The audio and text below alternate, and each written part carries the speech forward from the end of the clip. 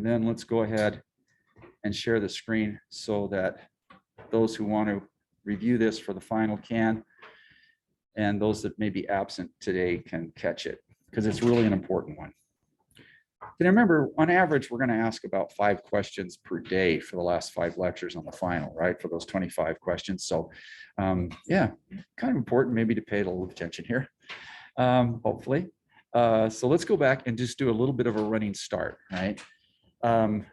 Based on last time. In fact, let me just close this down here. Okay. There we go. All right, so where we left off last time is we were talking about the great schisms, and I'm going to go turn the lights down a little bit so you guys can see a little better. Here we go. So what we have is a world full of religions. You know, you guys know India, right? You know, its history, millions of gods, literally. You know that the world is a big place when it comes to religion.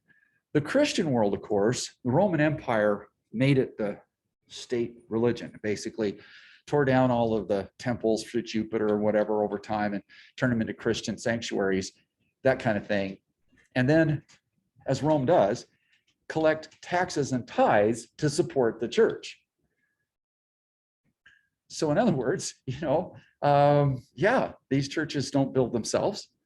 And so there's this big building project, for example, in Constantinople, St. Hagia Sophia, which is this beautiful, unbelievable temple, that costs money. And so they were able to harness the public funds for those building projects and then send missionaries all over the place into the Germanic world, for example, which were still pagan and worshiping Thor in those days, and converting them. Same thing would happen in Russia and everything else. But then there was a moment in 1054, which was really interesting. The Pope of Rome and the Holy Roman Empire got into it with the Byzantine Empire. It's a long story. It's an interesting story, but it's a long one, which then is where politics and religion collide. And you have, remember, there's no separation of church and state here. They're one and the same.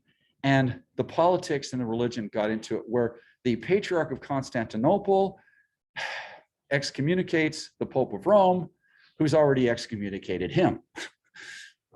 Okay, this is an irreparable problem, and it would tear Christianity into 2 halves. They, as I said last time, they wouldn't even talk to each other until the last, 20 years or so, where they would actually meet, the Patriarch and the Pope. Now they meet quite frequently, but that was just the beginning, okay? Christianity never was, even back in this day, it wasn't just one thing. There were lots of different communities that held a little bit different view of the teachings of Jesus. They just had different viewpoints. Some were accepted by the government, some were not. Some were actually persecuted for not following what we call the orthodoxy. They were instead branded heretics. And so this creates problems. And then we get, well, I guess from the Catholic perspective, the ultimate heretic, Martin Luther, who said, look, there's about 95 things that I'm upset about in terms of the practices of the Roman Catholic Church, specific things. I mean, it wasn't he was just making stuff up. It were specific things. And it triggered a Reformation. And so Christianity in Europe would fragment into dozens and dozens of factions, led by these names you all know from your previous courses, John Wycliffe, John Huss, Martin Luther, John Calvin, being very important in American history, John Smythe, earlier Protestants, whatever. But it was also during this time period, it's not till 1611 that the Bible gets translated into English. Martin Luther was the first person to translate the Bible from its Greek and Aramaic roots, and some Latin sources too, so you can put them together. But he translated into German, so the German people could actually read it in their own language. Up until this time, you had to go to church and let the priest tell you what it said in the Bible. There'd be maybe one copy in an entire congregation, right? Painstakingly created by monks over maybe decades. But the point of this is now people could read it for themselves. So when they read passages, they said, well, I've never heard that. And you get this huge change in how people perceived the teachings in the Bible. Look, The first colonists that were English to America came in 1607. They did not have the King James Version Bible with them. But when the Protestants, the Puritans came to New England, this was their code, their legal code. It was fresh. It had just been translated. It was new information. And they brought it with them to America. And most people learned to read in the Americas, in the United States, early United States, from reading the Bible. It was the only book maybe a family could afford. And so it becomes really, really important in terms of the literacy, in terms of the communities, how they developed at that point, especially in New England. Quakers, of course, would settle Pennsylvania, and they would bring their views here. They were actually heretics in England at the time. But look how Europe fractured. It fractured not just religiously, but politically too. Because here's the deal. When Henry VIII decided he needed a divorce and the Pope wouldn't give him the divorce, you know why? Because he was married to a princess of Spain. And the King of Spain was not going to allow them to be embarrassed. So the Pope, who got most of his money from Spain at the time, is not going to issue that divorce. It's just not going to happen. So in a very interesting move, Henry VIII makes himself the head of the Church of England, and the Anglican Church is born. Great. Catholics didn't like that. They rebelled. Okay, as one does. But by the same token, he pulled it off, but then he did something else. He confiscated Catholic monasteries and land and made it his own, or gave it to his most faithful noblemen. People had been dying for centuries and leaving their estates to the church, which is fine, but Henry said, now it's time to get that land back. And this happened all over Europe. Where the Protestant Reformation took place, the Catholic Church had no more sway. That land was often confiscated. So it had both a political, a religious, and an economic motive. You got your three bubbles there? So that's part of the Reformation story that people don't talk about, was how basically people took advantage of it. Rich noblemen expanded their holdings. Look, the Muslim world is not exempt from this. It's split quite famously into Shia and Sunni factions. And then, of course, Judaism, that's not one thing. You got Orthodox, conservative, moderate, liberal. They practice things differently. They share a lot of common stuff as well. All these do. All the Christian churches share a certain, commonality. Islam too, Judaism too. But they're, guess what? What's the term called? Madison talked about it. Factions. So the world itself is all split up. But in every single place in all of history, whether it be a city-state in Mesopotamia or Egypt itself, one religion was the adopted religion of the government and the state.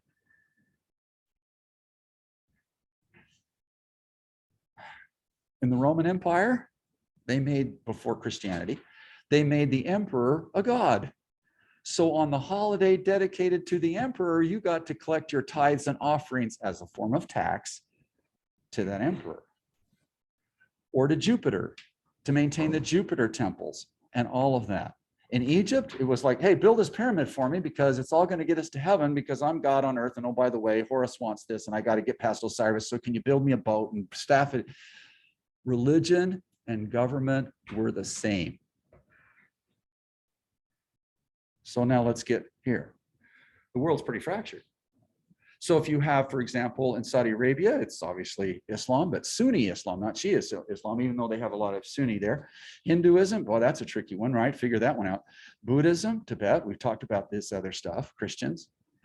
When you get to the United States, we got an interesting problem. Because as we showed you this map last time, every single color here is the plurality. Doesn't mean majority, it means the most of any other. So let's just pick a county at random. I don't know which one, but let's say this one right here. 35% Southern Baptist. Maybe 22% Presbyterian. 11% and so on. You get the idea. So it's going to be painted red. All right, now, if you look at this map, can you easily see This map?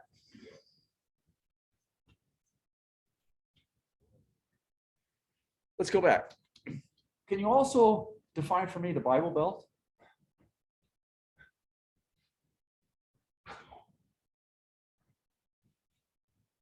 You can also see the influence of the Quakers, can you?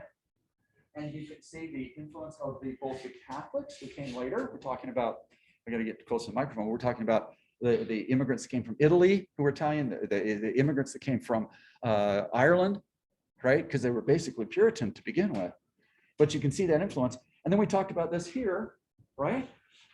More immigrants have come from Germany than any other place to date, right? That'll change, but up until now. And they came at a time when the Homestead Act had been passed by Congress, where you could walk out into Minnesota or North Dakota and whatever and get 180 acres free and start your life. And so Lutheranism took root. This right here, this group right here that you see, the patch over Utah, the most discriminated against group, religious group in American history, without question. They were chased out of New York. They were chased out of Ohio. They were chased literally at gunpoint, firefights out of Missouri, and again out of Illinois. And if you know anything about the Utah War in 1857, they almost were forced to flee to Mexico as a U.S. Army came down the canyon because of the issue of polygamy.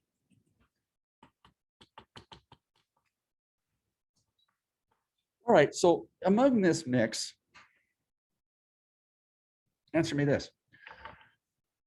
What national church should we all support with our taxes in order to make sure that every community has some sort of positive philosophical and ethical value system that we can all agree with? Which one? And of course, it's a nonsense question, right? It isn't going to happen. But yet it was happening in the colonies. And there was a guy by the name of Thomas Jefferson who was facing a big problem. Now look at this map, it's really important. In fact, I got a bigger one here, I'll go to it. 1607, when the first Anglicans from England arrived in this area called the Tidewater, they established the Anglican Church as one does. They built beautiful cathedrals or temples, you know, not temples, but houses of worship all along the coastal areas. And they got their plantations. They brought in all the slaves. This is where slavery got its first start. And then by the time you get done with this, the Anglicans are controlling that patch right here. However, over time, a lot of immigrants came from Scotland, were Presbyterian, or came from different places, or Germany, where the Baptist thing started. And they couldn't get land here. It had all been taken. So they head back into the backwoods. And they take their new religions, Protestant religions, with them. Okay, but here's the rub. The Commonwealth of Virginia had passed laws saying, okay, we're going to collect taxes for the Anglican churches to make sure we keep them up and to pay the clergy. By the way, they're not going to have to pay taxes, but other churches might have to. And oh, by the way, zoning within Williamsburg, Virginia, beautiful little Anglican church there. No other churches can build within city limits, just the Anglicans. Zoning regulations. Religious holidays. Oh, we'll take off the Anglican religious holidays, but what about Muslim holidays? What about holidays that are important to the Baptists, whatever? That is what most countries had done. And Virginia was just following suit. What's going to happen here?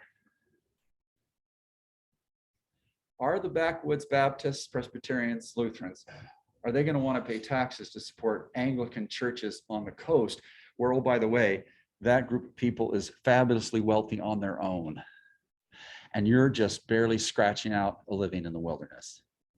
Do you sense a problem on the horizon? Enter Thomas Jefferson, who came up with a concept that is revolutionary in history. More on that tomorrow, but let's move on. Amendment 1 is simple in its wording, but it's not simple in its interpretation. Amendment 1, Congress shall make no law, right? So up until the year 1868, it only applied to Congress making laws about religion. States could do whatever they wanted still. How do you think it was possible then for a group, Church of Jesus Christ of Latter-day Saints, who are congregating here in what they would have called a Zion in Jackson County, Missouri, where the governor and the legislature were actually passed the extermination order? They would have been called Mormons in that law. Mormons not allowed. And they were either to be forced out at gunpoint or arrested. And the leader of their denomination actually was arrested. Thank goodness for the 14th Amendment. How do you think they ended up in Nauvoo, Illinois? Literally chased out by slave owning faction that saw these Yankees mainly coming from New England and Europe who didn't share their sympathies when it came to slavery. Look at the borders of Missouri. It's split in half. So they get chased out. All right, now could that happen today? Because of what amendment? The 14th. That's why it's the most important amendment. Wanted to point that out early so it doesn't get lost. Okay, now let's go on. Amendment 1 is the most controversial amendment in the Constitution. When you have a disagreement and you feel violated by a law that injures you, you can battle it in court. It starts at federal level, you guys know that. Then it can be appealed, but some of these cases are going to rise and be battled out in the court of last resort. And the court of last resort is, of course, the Supreme Court. Now, here's the problem with people and their views of the court.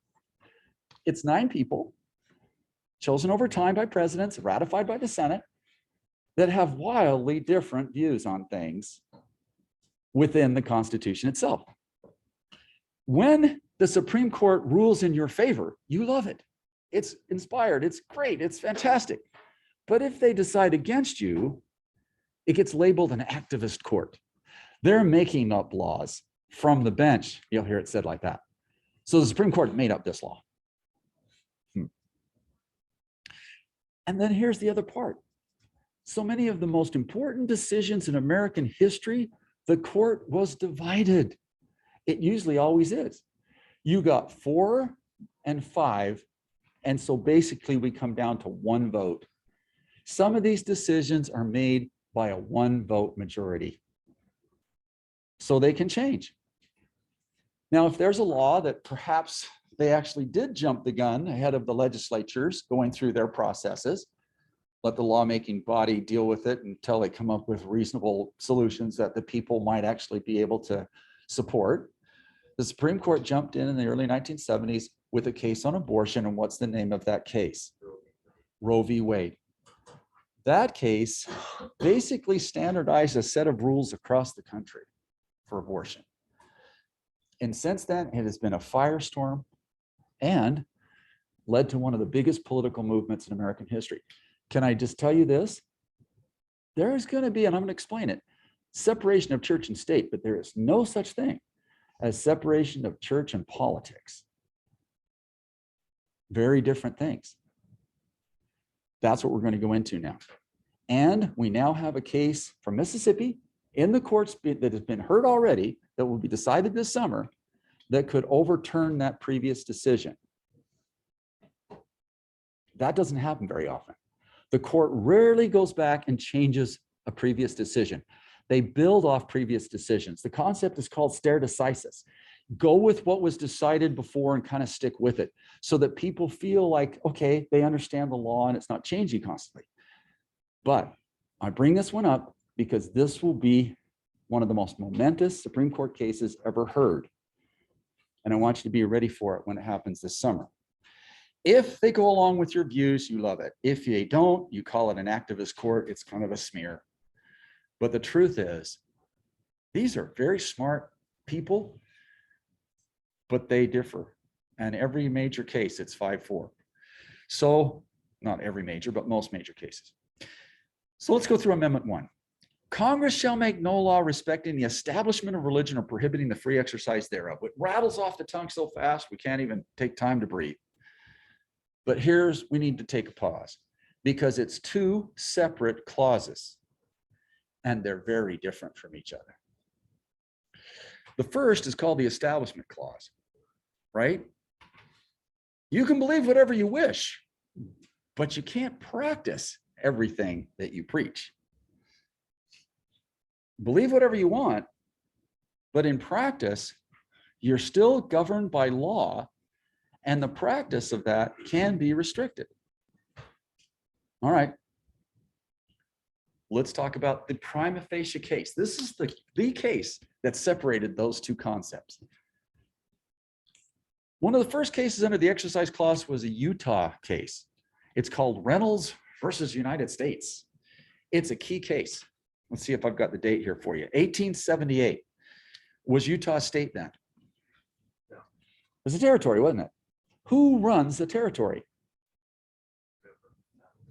When you say government, specifically which branch? It's the legislative branch makes the rules for territories. Okay, so, right, let's look at the date here of this case, 1878. We're at the end of the Grant administration. Which party is in power? The Republican Party. Lincoln, first Republican president. Then it's a string of Republican presidents pretty much right up and through until Franklin Roosevelt. But here's the deal. Do you guys know the origins of that party? In its platform proclamation, where it said, this is what we stand for as a political party, in 1856, 4 years before Lincoln won the presidency. They said their avowed goals was to rid the country of the, listen to this wording, of the twin relics of barbarism. To bring to an end the twin relics of barbarism. This is a political party that wants to bring to an end the twin relics of barbarism, by definition, which they meant slavery in the South and polygamy in Utah. That was their crusade. Of course, there were polygamists in Utah, still are. I know a lot of them. They're great folk. But right now, they're on one side of the law, right? In terms of how the laws have been written and interpreted. Now, here's the deal. The prevailing church here wants a test case. Now, this is an important concept. First of all, you have to be harmed by a law before you can bring a case. You can't just say, I don't like that law, so I'm going to bring a case. You can't. You actually have to be harmed by the law. So you need a test person. And the person that kind of volunteered for this was Reynolds. Reynolds was living in Salt Lake. He was a polygamist. Now, here's the deal. Polygamists were already being arrested right and left. It's a $500 fine and up to 5 years in jail. $500 doesn't sound like a lot to you and I, but back then that would have been a hefty sum. Nobody ever served 5 years that I know about. Usually it was 1 or 2 or 3, but still, some were hauled off as far away as Nebraska for their incarceration, which had to be harsh. But the point is, Reynolds says, all right, arrest me. I'm a polygamist. Let's go to court. And it was a test case. It worked through the district court. Decision was made. Kind of becomes irrelevant here because it's going to be appealed. At the appeals level, guess what? Boom, goes straight to the Supreme Court. The Supreme Court then used this as an opportunity to define the exercise and establishment clauses. And they did it in 1878. So this case has been around a long, long time, but it's the first case on freedom of religion. Here's what it says. The court argued that if polygamy was allowed, which right now the law said that couldn't be, someone might eventually argue that human sacrifice was a necessary part of their religion. And yes, they played the Aztec card. You want a bunch of Aztecs coming up here and say, yeah, but we got to do the human sacrifice thing, so you can't, prohibit that. Oh, yes, we can. That's your separation of the exercise from the Establishment Clause. To permit this would be to make the professed doctrines of religious belief superior to the law of the land. Oh, wait a minute. What's the supreme law of the land? And in effect, to permit every citizen to become a law unto themselves. Whoa, interesting decision, right? In the ruling, the court quoted a letter from Thomas Jefferson himself, the very much the author of Freedom of Religion. Jefferson, in which he stated there was, quote, a distinction between religious belief and the actions that flowed from religious belief. The former, he said, lies solely between man and his God. That's the establishment part. Therefore, the legislative powers of the government reach only to actions, not opinions. Believe whatever you want, but in practice, there's certain things that have to be say no to. Here's how it's been applied. Ready? So here's this Utah man in polygamy. Their quote, again from the case, was religion is not a license for extreme behavior. Are we going to allow the Aztecs human sacrifice? No. And oh, by the way, in the 1960s, okay, when all of a sudden Nixon comes in and there's a war on drugs and all of a sudden, marijuana became like a 7-year felony and all that kind of stuff. There were people that organized a little church says, we're the church of the marijuana smoking people. Did that work? No, that did not. Here's one. There's a passage in the Bible, 3 little congregations in West Virginia. It said basically, if you believe, I guess, I don't know exactly how the wording is there, but the poisonous serpents can't harm you or something like that. So they would bring poisonous copperheads and rattlesnakes and to church. One pastor was actually bitten and suffered serious sickness. I think one guy actually died. The state of West Virginia said, you can't bring poisonous snakes to church, period. You can't do it. But it's our religion that no. The snake church case. It's quite fascinating. You might want to go read it sometime.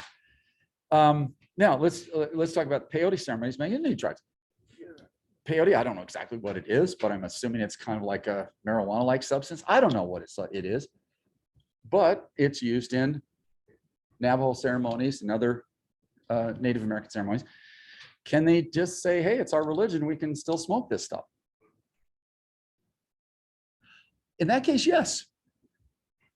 Because it's a long established, thousands of years that it's been part of their religion. They're not making it up on the spot. As happened when gay marriage became illegal all over the country. There was a time period when they were passing constitutional amendments and whatever. And some people said, well, we'll just form a church and marry these people anyway. Did that work? No. Because marriage is a contract that you go down to the county recorder's office and you record your marriage as a legal contract. So that didn't work. So the case of, well, it's my religious right to get married, didn't work as an argument. There was a stronger argument that got won later, the Windsor case, which hopefully we'll have time to talk about. But anyway, here's the deal. Quote again from Reynolds. Government can't punish you for your thoughts or beliefs, but it can punish illegal acts based upon your beliefs. And I give you these 2 guys if you need any evidence of this. Here was Brian David Mitchell, one of the most notorious people in the history of Utah. Kidnaps, because he's a polygamist and needs an extra wife, a teenager out of her home and holds her captive for over a year. Do you know the name? Elizabeth Smart. Read her book.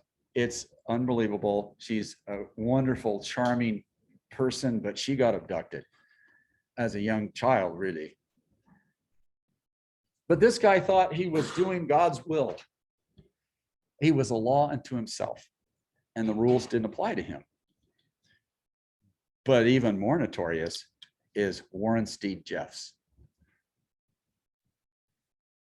Warren Jeffs was the prophet of a polygamous group that's very prominent in southern Utah, right there in West St. George area, all the way across the Arizona border, because they're right together, Hilldale and so on, those areas. And he, well, I can define him as a monster, I would imagine. Literally arranging marriages to underage girls, some of which were brought across the border from Canada. There's polygamous communities up there, and other things that we won't even go into detail on. And he was defrauding the education system. Arizona, it's on the Arizona side. So Arizona was giving school funding for their kids, and all they were getting was his speeches all day long in class. No academic instruction, to speak of at all. And then, by the way, okay, the kids were, had to work and all that kind of thing. And then the money was used for community projects and for his own personal life. All right, so that's a problem. Then Jeff decides to expand his colony to Texas. And they buy a huge compound, right? Move a bunch of folks in there. And he's running this in an authoritarian manner, complete with enforcers. It was a climate of fear. But Texas, when they heard about it, said no. And the Texas Rangers come in, they occupy the whole compound, look for evidence, arrest him. He was tried in Utah, but it ended in a hung jury.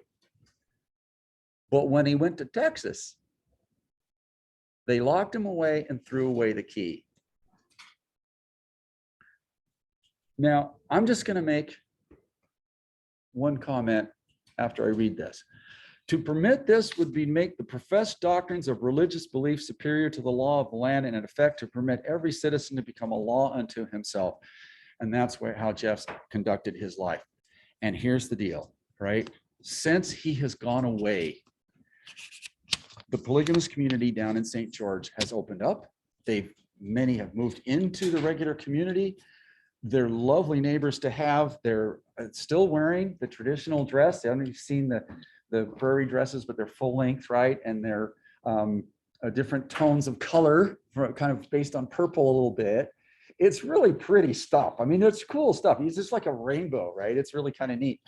And they wear their hair a certain way out of respect to God. And they're just great neighbors to have. And they're out and about because the fear's gone away. And you say, well, are they still breaking the law? Yeah, but it's unenforceable. Laws in polygamy are unenforceable. Right? And there's a lot of reasons why. But by the same token, the fear has gone. Having Jeff's leave is a big deal. And you can just sense it. And it's just great. It's just great. So able to practice their religion, by the way, too, looks like because of the gay rights cases, that polygamy may no longer be upheld as illegal in some places. All right, let's get back to Jefferson now. So what happens is Jefferson, if we're going to talk about, did some pretty incredible things when it came to inventing this idea of separation church and state, of allowing people to believe however they wanted to believe, Baptists in the backwoods, Presbyterians, Lutherans, as opposed to the Anglicans on the coast. And he was governor at the time, so he had a lot of influence. And he actually wrote legislation to this effect. And it was so effective that the Danbury Baptists are going, hey, you know what, this is our guy. So when Madison and the boys finished the First Amendment, and it was 2 little short clauses, they're going, whoa, that's not enough. How can that work? And they wrote to him this famous letter from to the Danbury Baptist Church. Believing with you that religion is a matter which lies solely between man and his God, that he owes account to none other for his faith or his worship, that the legitimate powers of government reach actions only, not opinions. That right there is the exercise clause versus the establishment clause. I contemplate with sovereign reverence that act of the whole American people which declared that their legislature should, quote, make no law respecting an establishment of religion or prohibiting the free exercise thereof, close quote. He quoted it exactly. And here's the key line here. Thus building a wall of separation between church and state.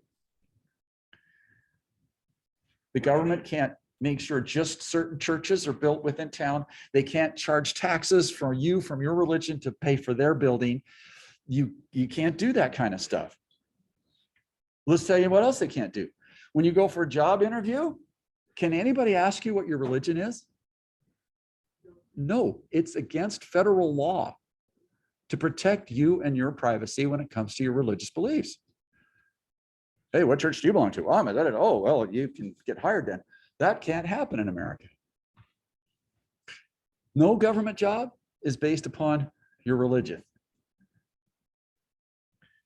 That's the importance of separation of church and state, that it's between you and your God, your family, your pastor, your religious experience, and not based on a government telling you. Do you know in England, they still collect taxes? to keep all those Anglican churches going in all those little towns, to pay for the upkeep and whatever. We don't do that here. We have built a wall of separation between church and state, adhering to this expression of the supreme will of the nation in behalf of the rights of conscience. I shall see with sincere satisfaction the progress of those sentiments which tend to restore to man all his, here's the key word, natural rights, convincing him he has no natural right in opposition to his social duties. He goes to Aristotle and he talks about natural rights and natural law. That to believe what you want to believe is a natural right. Just like thou shalt not kill is a natural law, thou shalt believe whatever religion you believe is a natural right. And your religious beliefs should not enter the public sphere. In other words, if you want to run for office, it should not matter what your religion is. If you want to work at a place, it shouldn't matter. So that's what is meant by this. And it was redefined a little bit in this case called Mccullum versus Board of Education in 1948. Now, this is the next big case in the progression of cases around the First Amendment. Here's what was going on. In the state of Illinois, they provided what they called release time. Basically, here's the thing. They wanted the students to have an ethical values type education. I mean, everybody should want to have good values in school, right? I mean, that's kind of was the premise of this. So they passed a law and allowed release time. And here's what they were doing. Basically, they allowed any denomination, Catholic, Jewish, or Protestants, whatever, Muslim, whatever it happened to be, and they could take up to 30 to 45 minutes a day in grades 4 through 9, come into the school, in the classroom, and the kids that wanted to go to the Catholic meeting could go there, ones that want to go to Lutheran could go there, and whatever. And they would give them some ethical instruction. Okay or not?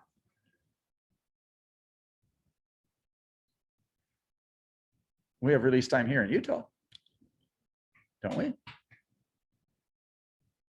Here's what Mccullum said. Tax-supported public education for religious instruction? What happens if you're an atheist? What happens if you don't have any church affiliation at all? What happens if your denomination doesn't have a pastor who can come during that period of time? There's some problems here. The facts of Mccullum are simple in the case. It goes like this. You have to show the use of tax-supported property that it's not for religious instruction. And there can't be any close cooperation between the school and the authorities of religious councils to promote religious education. In other words, the principal can't meet with the religious leaders to say, when do you want to come in and teach your kids? When pupils are compelled by law, here's the key. You're compelled by law to be in school for your secular education. A state then cannot, consistently with the First and 14th Amendment, utilize its public school system to aid or any or all religious faith or sects in the dissemination of their religious doctrines and ideals. So I can't preach to you a specific religious doctrine. I can talk about the history of religions and how they've impacted the law. That's history. But we can't get up here and profess a religion. Because guess what? That would be to tip the scales in favor of one over another. Now, here's the next thing, right? How do we have release time here in Utah? How does that happen? Now, normally we'd stop for like 10 minutes and have a discussion for those of you who are listening to this. So how do you get to go to release time? Yeah. It's not a requirement in the curriculum. Okay, and there's more. Yeah. Oh, there's other like places to go if you don't want to do, if you're not doing that, and it's not. Okay, now according to McCullum, that would not be an issue because there's always somebody who's going to be left out, right? Yeah. It doesn't count towards any. It doesn't count as any credits. By the way, nobody's ever thought of that one before in 15 years, but that would be true. You don't put a religion thing there. Although I think they do have a history one, right, that they can get for ancient history. I don't know. Yeah, go ahead. Isn't there something? Yeah, isn't it like about the credits where it's like doesn't like Utah something need less credits? It's not. Yeah, the credit issue is an interesting one, and definitely could you say I got an A in certain religious studies and put that on a college transcript? No, not unless you're BYU. That's a private school, but in a public one you can't.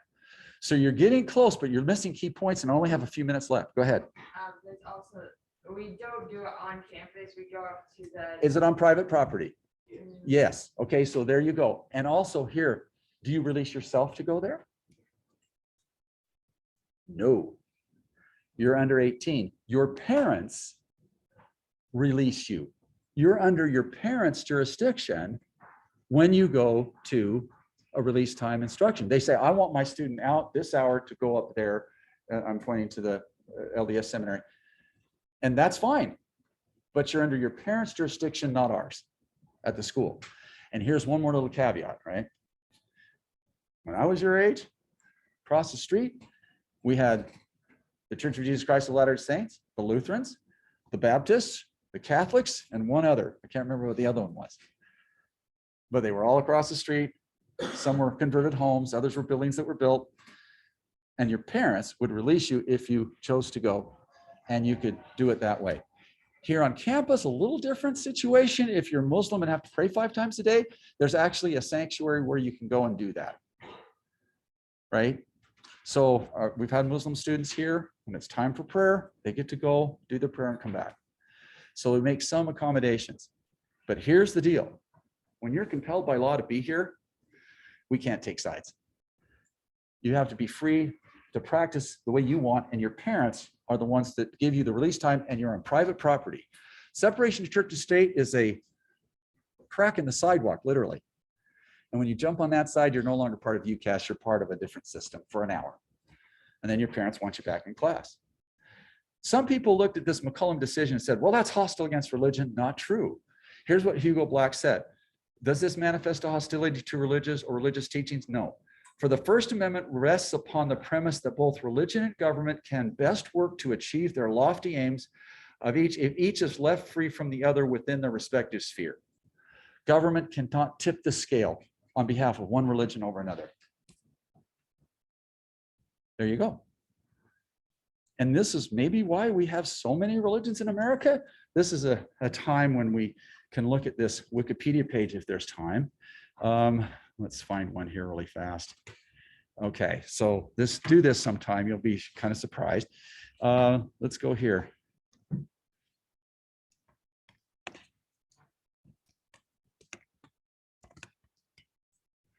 Okay, and this is an amazing page right here.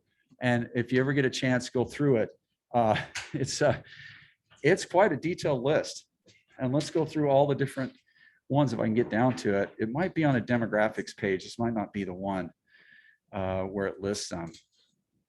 Yeah, it's on a demographics page. I'll hunt it up for tomorrow and we'll start there. But this is, no, it lists them all. It lists them all here. And it gives you statistics and all this kind of stuff. And here's the list I was telling you about. Protestant, evangelical, Catholic, all you go on and on and on. There's another list that actually lists over 200 recognized religions in America, in the United States, over 200 of them.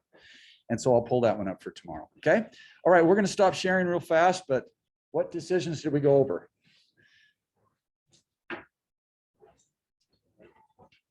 Reynolds, Mccullum, Roe v. Wade, any others? Okay.